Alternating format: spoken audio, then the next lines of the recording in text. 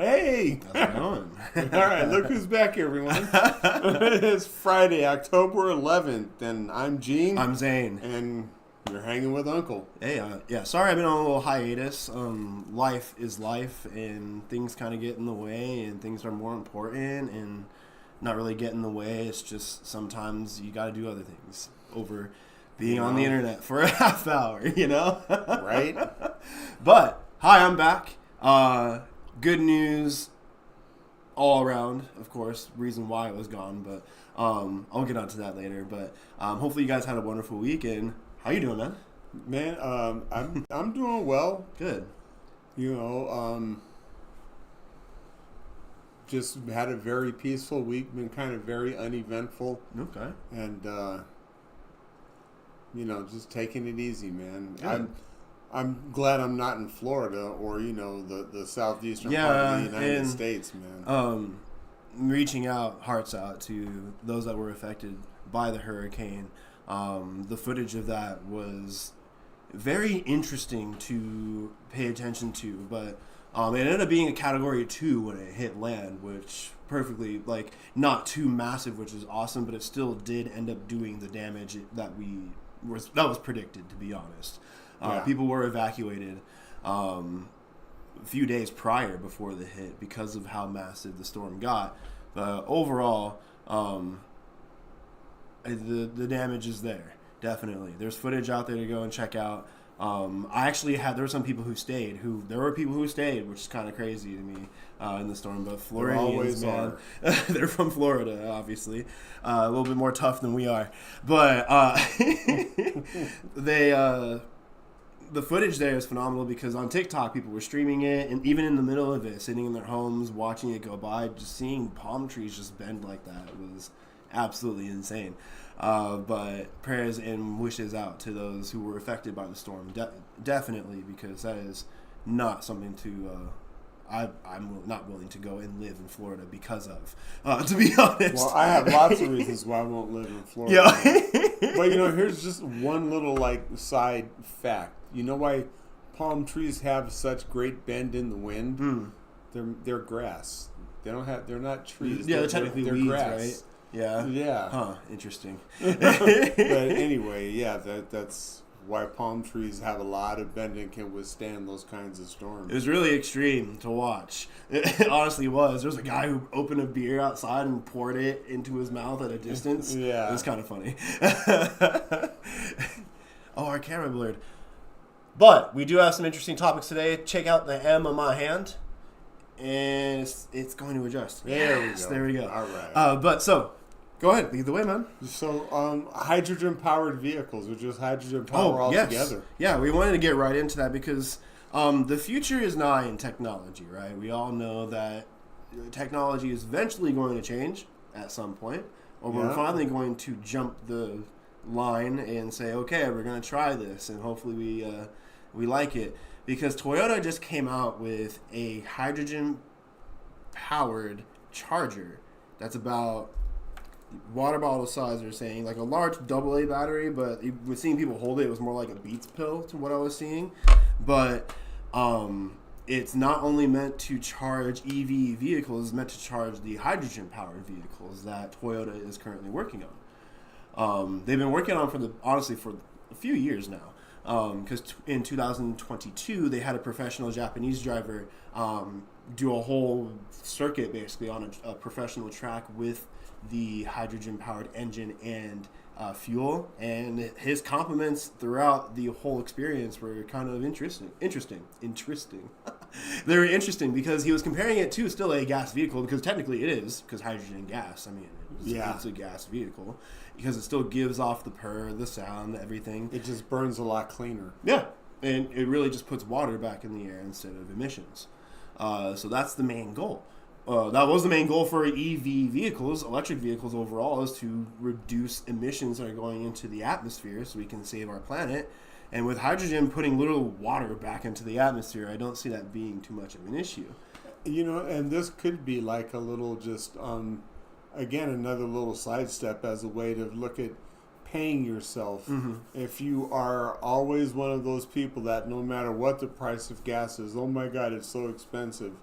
You know, look to saving money. Like I said, I drive an electric vehicle, and I have for almost 2 years now, and it was one of the best decisions I ever made.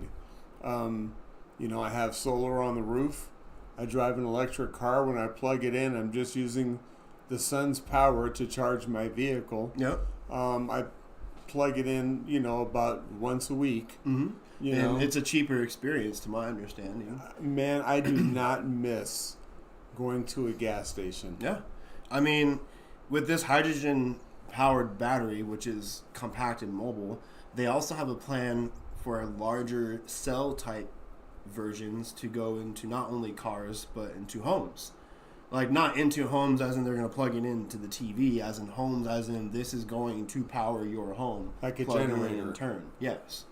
Like the things that you see in Star Wars where they pull the things out, you know? Yeah. And they turn it and lock it. Oh, we turbocharge generator. It's so cool to look at because they really have, I forgot the company they partnered with, but they have a whole graph showing the things that they want to affect rather than just cars. Delivery systems. They already displayed last year a storage container type vehicle that's going to deliver these and move them and ship them safely. I mean, we already ship gas everywhere. And people say also hydrogen is dangerous, yes. But gas is also dangerous and actually more flammable than hydrogen, to my understanding. So it's like, it's not anything too scary to worry about. Some people will talk about accidents maybe causing an explosion, but you're thinking more of like a hydrogen bomb that's scientific altered to explode and to trigger with a reaction versus fire and kind of water. It's engineered differently than how a bomb is constructed. How it's constructed, right? Because they're constructed by atom by atom, basically, right? But with the car, if you get in an accident with it, the hydrogen is lighter than air, so it doesn't stick around and like catch fire and explode.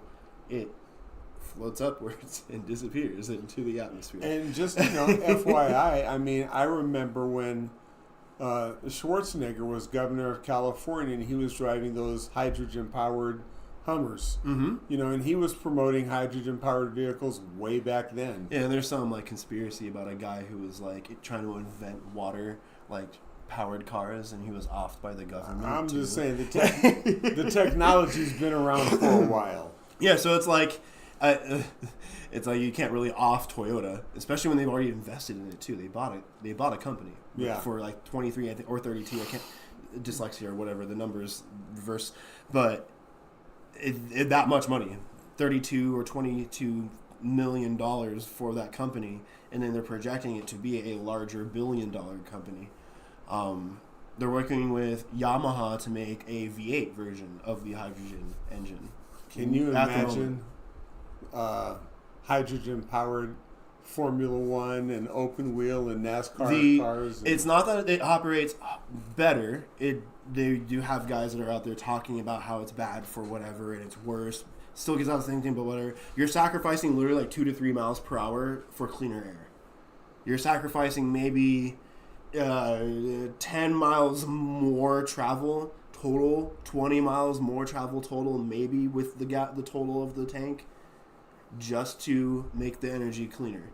I mean, some people are not going to want to escape that because they want their 2 extra miles per hour, right? Or they want their 10 extra miles a minute, whatever. But you know, safety. 2 miles an hour less. How much safer would that track be? And overall, how much more of a future would we have? Honestly, just to think about it that way. But they're still in the works of making it. It's there is a prototype version, and then they did honestly 2 days ago announce a non-prototype or prototype 2 or whatever, where it's that Beats pill size. But it really does look like something that Toyota is planning on making large because they are throwing money into it out the wazoo. Toyota himself, the owner of the company, he's a D, not a T. Like, it's really interesting. He talks about how EV vehicles and fossil fuel vehicles are not the future, how it really is the hybrid vehicle, the one that does both, or the one that can combine to do both. And he really does firmly believe hydrogen is also the next step for the future. Yeah. And imagine having a hydrogen-powered house. That's kind of cool. Right now I can say I love my solar-powered house. That is really cool. I'm probably going to get solar, most likely going to get solar in the future. But, yeah, the future's green. It's going that direction. Speaking of which, man, I look over your left shoulder right there and hand me that yellow envelope. Mm-hmm. Today, I received... Don't show your address. No. But I was just about to block it out. I received my mail-in ballot. I got it covered. Oh, do you? Okay. Yeah. God. My Maricopa County mail-in ballot. We're on the internet. Don't forget. Anyway. That's why I turn my hat I'm going to vote by mail. Good. Vote. Yes. See how professional we are. Yes. I'm like rewatching it on the replay. But vote. Yeah, the future's great. There's no way I can see the government withholding this being an opportunity for us in the future. I mean, sales for hydrogen cars is still not up there, right? When they first were initially released, Japan maybe about 60 and 10 here in America. But that was still 2 years ago. I haven't quite looked into those numbers yet. But pay yourself if you are in that space of helping others wanting to that need money in that kind of space. You know what I mean? Right. Investing, yes. Not a professional. Anyways, moving on to the next one. So this next one, I heard today, I was watching a podcast called Democracy Docket. Mm-hmm. And Mark Elias is the attorney on there, and I'm not trying to speak for him or eloquently, but I think that it was a story that grabbed my ear because, again, it reaffirms the point that we've made over and over again on this show, and that's Republicans will never quit. Never. So you've seen how long they kept at it until they overturned Roe. Mm-hmm. And now they're chipping away at voting rights to where John Roberts said that there's no need for a Voting Rights Act anymore. And so they dismissed it. And immediately, what did these states do? They started voter suppression laws. Mm-hmm. Like trying to kick people off the rolls and your signature doesn't match. Can't give people water while they're in line. That kind of BS, man. So... as a result of these hurricanes of Helene and Milton, Florida and Georgia both have denied extending voter registration due to natural events, the hurricanes. Mm-hmm. And their thinking is, well, why did you wait till the last minute? You had all this time to register to vote. Right. And there's like a statute of limitations thing. If mom and dad tell you to clean your room, it looks like a mess, and it's such a mess, you have until tomorrow night to finish it, right? Mm-hmm. They're going to give you that much time to finish cleaning your room. And then the next morning they come in and your room is still in disarray, and you get disciplined for it before the deadline they gave you to finish cleaning your room. Yeah. And that's kind of like what they tried to do to disenfranchise voters in those two states. Okay, those Republican-controlled states. Mm-hmm. They will never stop trying to disenfranchise voters and to manipulate the numbers. And but thank God, a judge today ruled in favor of the people, and they have a 10-day extension now to register to vote. But it's like, again, it's not just about picking your team. You have to understand when you're sitting down to vote who your representatives are going to be, the power that they have. Mm-hmm. So your governors pick your state judiciary just like the president picks federal judges. Mm-hmm. So remember that it's not about your party. These are what people are trying to do to you. So even if you're a Republican and you wanted to get to vote, to register to vote for your Republican candidate, they said no. So, but thank God somebody with, a little bit more more in the tank of jurisprudence came to a better decision and said, yeah, we're not going to do this to the people for acts of Mother Nature. Right. Yeah, that's kind of unfair. Honestly, acts of Mother Nature would require an extension. Wouldn't you think? Would grant an Rational extension. minds would think so. To grant one.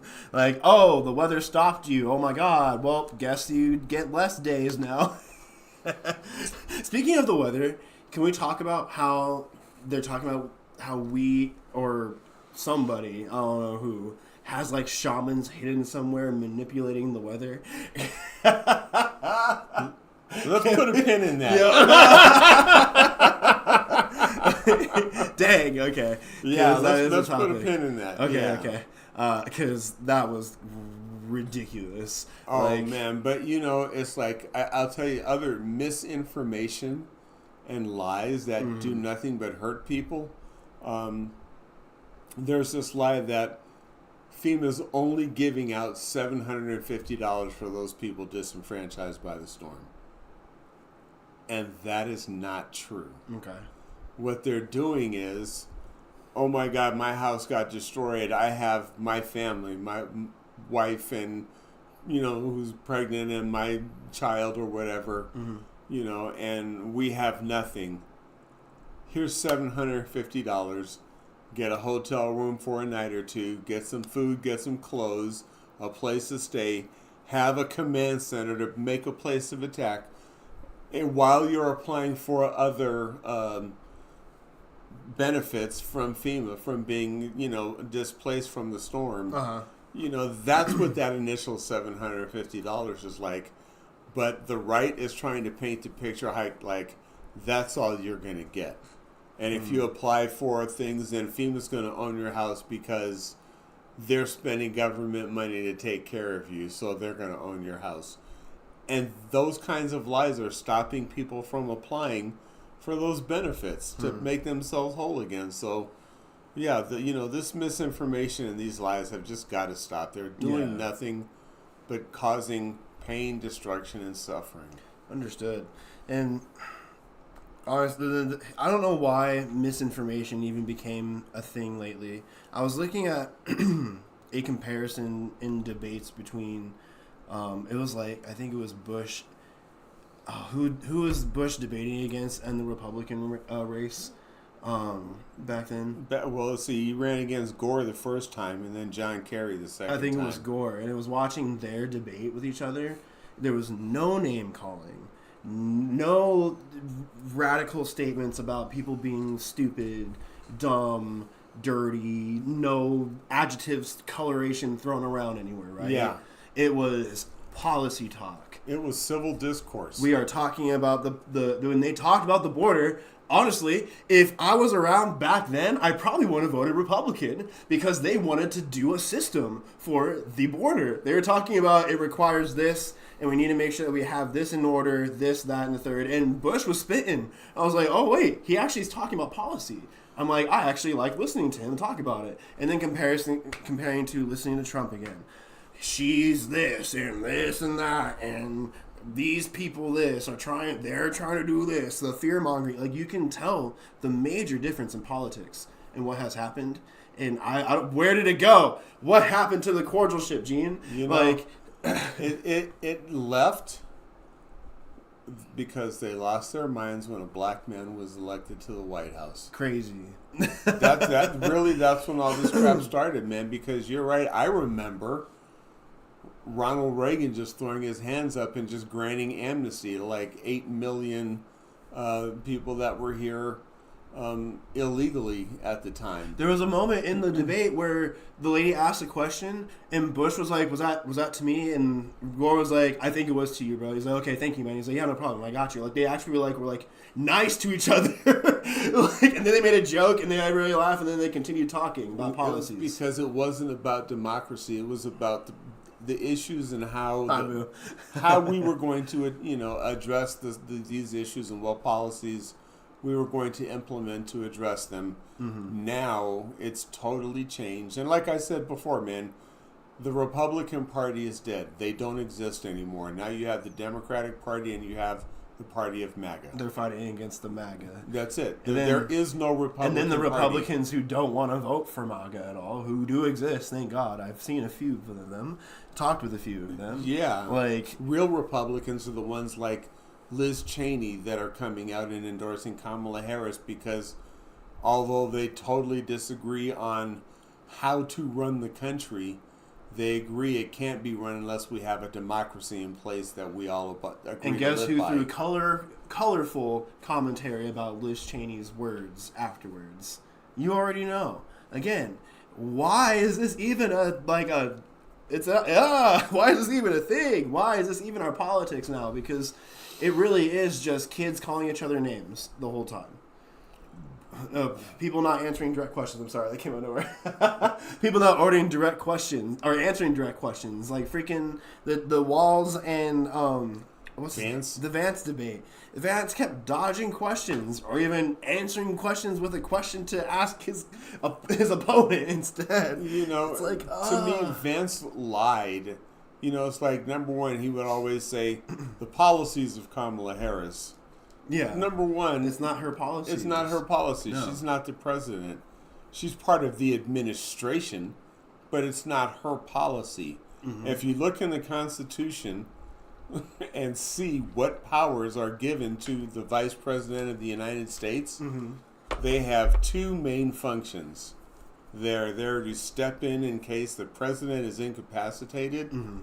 and they act as president of the Senate whenever the Senate is in session, because then the vice president, should it come to that, has a tie-breaking vote, to either yay or nay a bill in the Senate. Mm-hmm. And that's it. And then on Election Day, when you're counting the votes on January the 6th, mm-hmm. Every 4 years, you're just an MC. It would be like, Zane, you're hosting the Oscars, and, it's going to be, I'm going to be awarding now Best Supporting Actor. You don't get to open it up and say, "Hey, send this back to the committee," because you just open it up and read who won. Basically, that's what the vice president does on January the 6th. Okay. So that is it. That is all the vice presidential duties say. As far as the Constitution is concerned, I did want to shout out Tim Walz for a statement that he made about how Mike Pence would be up here if he didn't follow the Constitution. Yeah. I was like, oh, okay, because I still will admit, I will raise my hand and say, thank you, Mike Pence, for being Mike Pence. For supporting the Constitution. Thank you for doing your job. That's literally... That's a pretty low bar. But there's nothing wrong with that. That's what the vice president does. But people don't like that, apparently. Or they don't understand that. I don't know. It's really frustrating. Yeah, and I don't want to get aside to anything, but there's also something that I've been kind of following in the January 6th case in mm-hmm. Judge Chutkan's courtroom. Mm-hmm. So here's where they messed up, right? Mm-hmm. Remember, there's two ways to bring somebody to trial. You can have what's called a grand jury, and you can have a preliminary hearing. Mm. Grand jury's secretive. We don't know what was said in the grand jury. The questions that were asked, that's all secret. Which is most likely the most cordial. Right? Right. Okay. Now, if you keep it secret, it never gets public during this election year. No one would ever know what was going to happen. Then it becomes a JFK thing. But now you want to be thinking you're going to be smart and delay and take it up to the Supreme Court, and now have the Supreme Court say, okay, no, we want you to do a fact-finding thing. Now it's all out in public, where you could have just kept it private after you listened to the grand jury, mm-hmm. but now you have the Supreme Court has said, no, we want a fact-finding basis to make sure all this is. So now Jack Smith has laid it all out, and now even more stuff has come out that we were not aware of in everything we've been talking about the past 3 years. So bonehead move by Cadet Bonespurs. Hey, man. He's done a few of them, and it's my dumbass of the week, too, which we should probably get started. Yes. Ready? I'm going to do mine. All right. Trump. Yes, he gets it. Totally different than one that I said I was going to do earlier, too. But Trump, he gets my dumbass of the week because he decided to say something that was very dumbassy. He was in Detroit. Oh, my God. Talking about how if Kamala Harris, again, colorful words, talking about the enemy and not talking about policy. Kamala Harris, if she becomes president, fear-mongering that she's going to make everywhere like Detroit. In Detroit. In Detroit. I know. In Detroit. He said that in Detroit, 2 people saying that it's going to make everywhere shittier like here in Detroit. Right. Another racist dog whistle. That wasn't even a dog whistle. That was a bullhorn. Like, whoop. Wait, he just said what? Well, apparently the voted representative on Twitter, she commented about it in saying the very colorful words back towards Trump about it. I don't want to say anything about it because I want people to go and check it out. But I'm going to show you in a little bit after the show. She's the Democratic chair there in whatever county that Detroit is in, Wayne County, I think. Something like that. She roasted him pretty hard, especially when she goes, I'm going to say it anyways. Mallory McMorrow. Is it McMorrow? Yeah. Mallory McMorrow. She is the state senator. As a proud elected representative of tens of thousands of dictators, F this guy, don't come back. And it wasn't F, it was spelled out. Yeah. But that currently has 86,000 hits on it. So. Yeah. Anyways, Trump's a dumbass. That almost got mine. That's like saying the mob's stupid in a mob... Yeah, or in a mob restaurant, like right in the middle.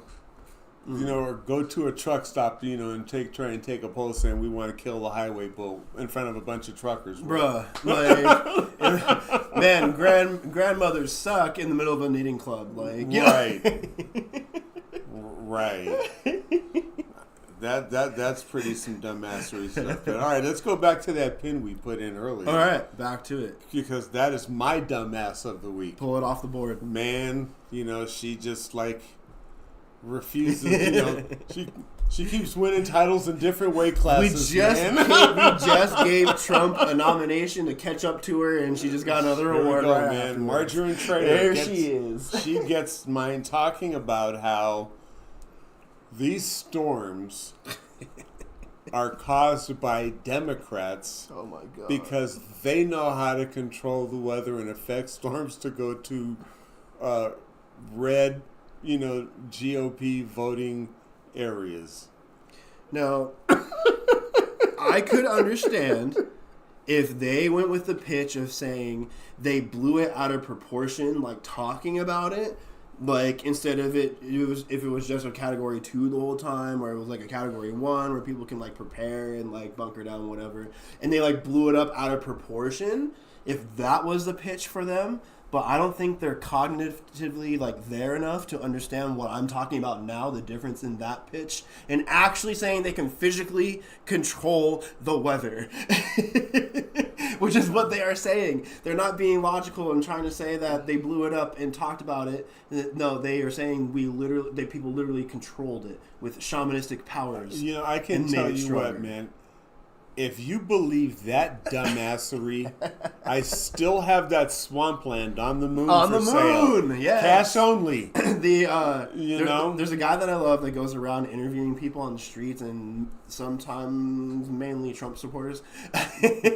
And one lady was firmly strong in talking about how they actively control the weather to make it worse, and they manipulate it and turn it to hit red states. Man, they walk among us. Ooh-wee. Contact me about that swampland on the moon. Hey, it exists, I promise you. Oh, God, dude. I don't get it. Yeah. And that's, I guess, all the time we have for this evening. Man, Yes. my head's blown. I know we were going to talk about it earlier, but just like rethinking about it just blows my mind. Yes, that is all the time that we have for today. I'm Zane. I'm Gene. It's been Hanging with Uncle. Thank you for tuning in. If you did, thank you for liking. If you did as well, please comment if you want to respond to anything we have said. We will definitely reply back to you. Subscribe, like, notification bell. Also, reason why I've been gone, I'm going to be a new dad. Yay, congratulations. See y'all next week. Congratulations. Be kind to one another. Yes. Treat each other the way you want to be treated. Happiness is around the corner. Pay yourself. See you soon. Bye.